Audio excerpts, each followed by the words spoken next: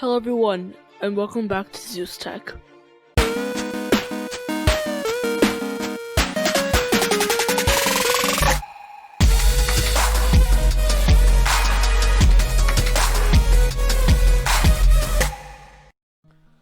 Hey guys, so today in this video, I'm going to be doing a video on default parameters and functions. So if you haven't watched my past video about functions, I recommend watching that. Should be on the screen right now, that I think. So check out that video before you watch this if you don't have any past knowledge in Python. Now, let's begin. So let's do something. Let's just make a adding function. Quick example. And then we can just do add 12 and 5. If it could load,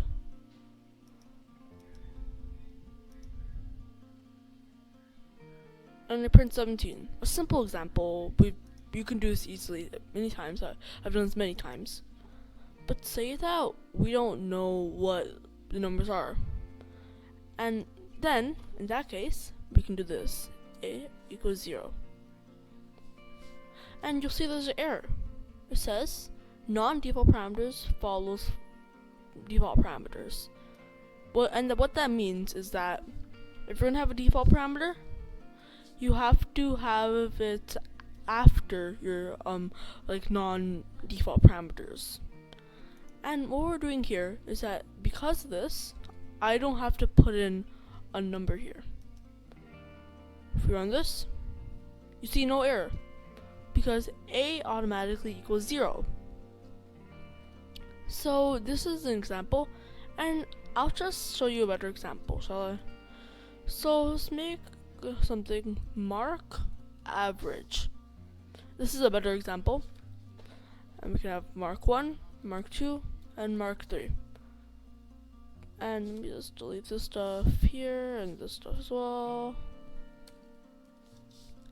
But the thing is that if they don't put in a mark, say that they don't have all marks, like they only have 2 marks, then we can just make it equal 0, or we can just give them a passing grade, 60. Let's just do this, 60, 60. And then we can find the average really quickly. Mark 1 plus mark 2 plus mark 3. And then average equals total divided by 3. And then print average. And then what we can do here then is that we can do mark average. And say that we only have 1 mark. Like we have a 98. And you see here, wait, let me show you guys this. So if I just hover over it, you see here, it specifies, mark 1 is an int, which equals 60. It shows you here everything. So that's just how it works. And we don't really even have to put anything in here. Run it, just gives us 60. But say that we want, okay, our first mark's 98. If you run this, then it's going to change it. But it's going to give us a passing mark grade no matter what for the other ones. And then we can just put in any other marks that we may have.